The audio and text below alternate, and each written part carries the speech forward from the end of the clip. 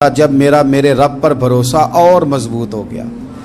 جس دن میرا اپنے رب پر توکل اور بڑھا، میرے ایمان میں یقین میں اور پختگی آئی، کہنے لگی میں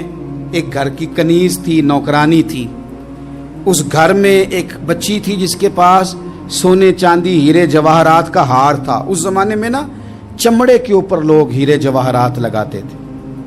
کئی دفعہ سرخ رنگ کے چمڑے پہ لگائے جاتے تھے، وہ بچی پہنتی تھی تو کہتی ہوں بچی کے اس نے اتار کے رکھا یا اس سے گرا وہ ہار تو چیل اسے اٹھا کے لے گئی گوشت سمجھ کے، اور میرے سامنے اٹھا کے لے گئی۔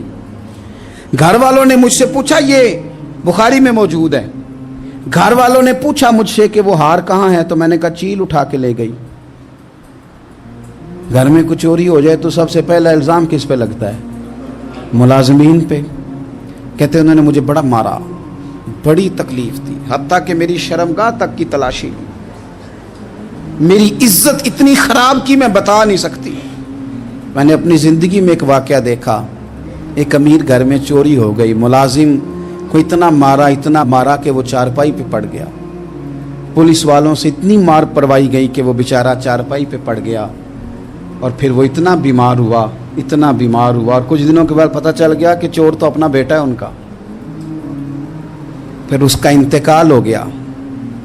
اب وہ سیٹھ صاحب اور گھر والے آ کے نا مرنے والے کے کان میں معافیاں مانگ رہے ہیں، کان میں۔ تو میں نے ان سے پھر کہا تھا کہ یہ تو اب چلا گیا ہے، تمہارا زور چلتا تھا نا تو تم نے قانون خریدا اور تم نے اسے جتنا ہو سکا تم نے اسے مار پڑوائی، تمہارے پاس جو عدالتیں تھیں تم نے وہاں کارروائی کی، اب ایک عدالت قیامت کے دن لگے گی۔ یہ کمزور تھا نا،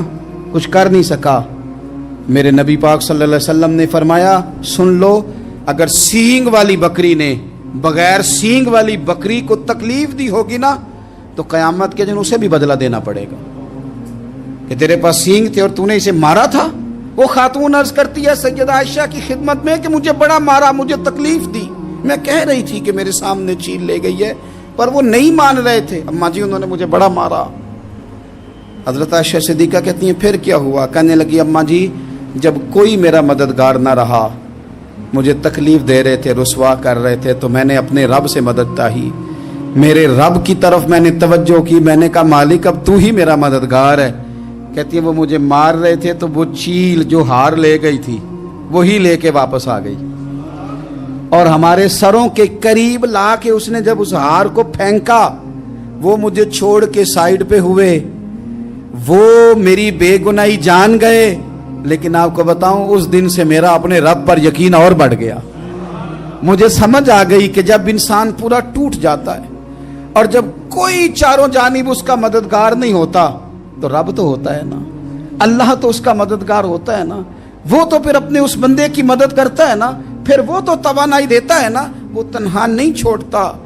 وہ تو آنسوؤں والوں کے آنسوؤں پہ بڑا کرم فرماتا ہے، وہ تو قسم پرسی میں آ جاتا ہے، اس کی رحمت بڑھ کے استقبال کر لیتی۔ او میری ملت کے جوانوں، مزہ نہیں آ جاتا جب ساری دنیا سوئی ہو، ساری دنیا، اور بستر بھی گرم ہو اور نیند بھی پورا غلبہ کر رہی ہو، اور اچانک گھنٹی بجے دماغ میں، آنکھ کھلے، گھڑی پہ نظر پڑے، 3:30 4 بجے کا پیغام گھڑی بتائے، اور کوئی چڑھتی جوانی والا اٹھ کے وضو کرے، اور جب وہ مصلی کھول کے بچھائے تو مدینے والے محبوب کہتے ہیں کہ ہر نماز پہ رب ثواب دیتا ہے، اور جو اٹھ کے تہجد کی نماز پڑھے اسے دیکھ کے تو رب مسکراتا ہے، جو اس کی شان کے لائق ہے، جو اس کی شان کے لائق، وہ مسکراتا ہے، خوش ہوتا ہے کہ میرا بندہ تہجد میں اٹھ گیا، وہ مسکراتا ہے۔ کاش ہماری صبحیں کبھی اپنے مالک کے نام ہو جائیں، کاش کے صبح۔ حضرت ابو الحسن رحمۃ اللہ تعالی علیہ حضرت معاذ ابن جبل رضی اللہ تعالیٰ عنہ کے پاس بیٹھا کرتے تھے، فرماتے ہیں ان سے جو پیار بڑھا تو پھر میرا مصلی سے بھی بڑھ گیا۔ تابعی ہیں، فرماتے ہیں صحابی رسول سے محبت ہوئی تو ذکر سے بھی ہو گئی، پھر درود شریف سے بھی ہو گئی، محبت ان سے بڑھی تو پھر اللہ نے مسجد کا پیار بھی بڑھا دیا۔ آپ فرماتے ہیں کہ میری ہر وقت طبیعت چاہتی تھی کہ بس اللہ اللہ کروں، بس اللہ اللہ کروں، بس نہ میں ذرا تھوڑی جان چھڑاؤں لوگوں سے، کوئی 10 منٹ ملیں تو میں کچھ 4 نفل پڑھ لوں، میں تھوڑا سا نہ بچوں لوگوں سے اور مجھے تسبیح ملے تو میں نا کچھ 400-500 دفعہ استغفار پڑھوں، سبحان اللہ، الحمدللہ، اللہ اکبر، لا حول ولا قوت الا باللہ، میں نا تسبیحات پڑھوں۔ فرماتے ہیں کہ بچے تھے گھر میں 6-7، غربت تھی، کام ملتا کوئی نہیں تھا،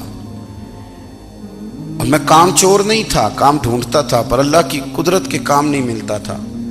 فرماتے ہیں کہ میں نے ایک دن اپنی اہلیہ سے کہا کہ آج میں پھر جاتا ہوں کام ڈھونڈنے، تو میری بیوی بڑی فرما بردار تھی، پر اس دن نہ غربت کے ہاتھوں تنگ آ کے کہنے لگی آج نانا کوئی تو چیز لے کے آیا،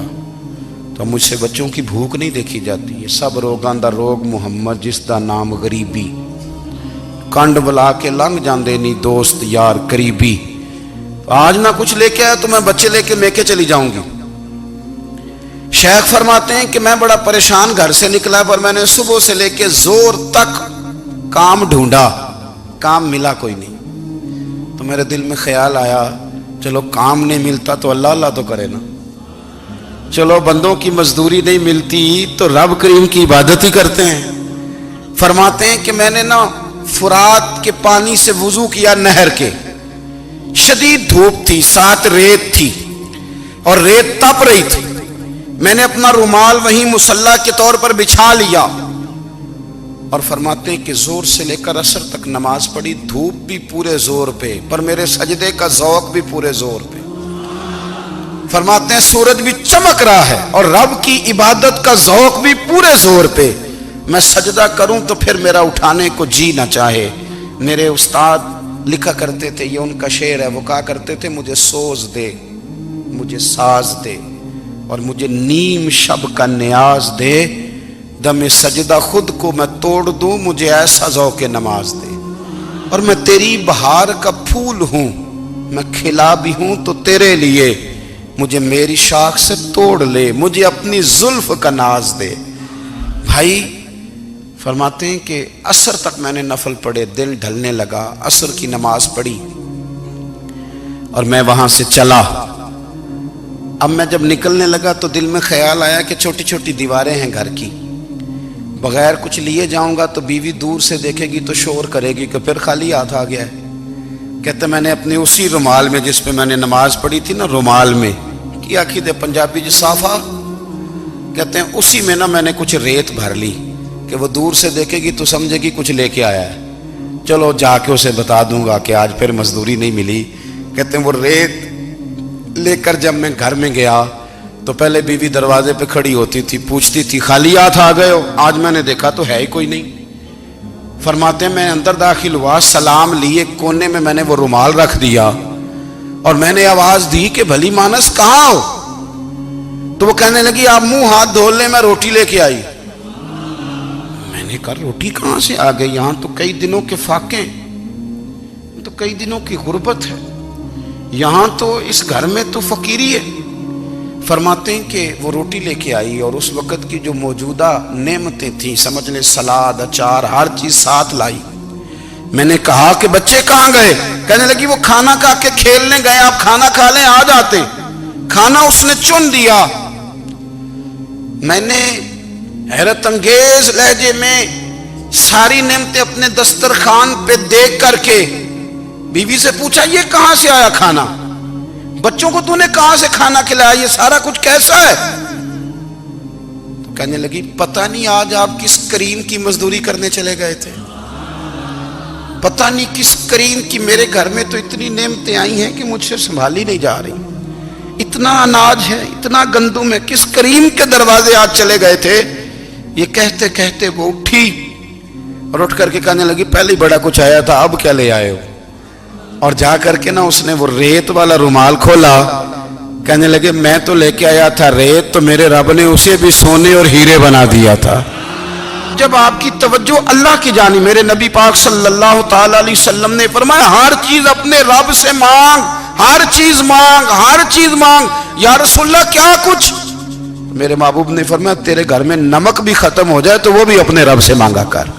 تو مانگنا وہ تجھے دے گا، تو اس کی بارگاہ میں کشکول طلب دراز تو کرنا۔ اور ترمذی شریف میں عجیب لفظ ہے، رسول کائنات نے فرمایا،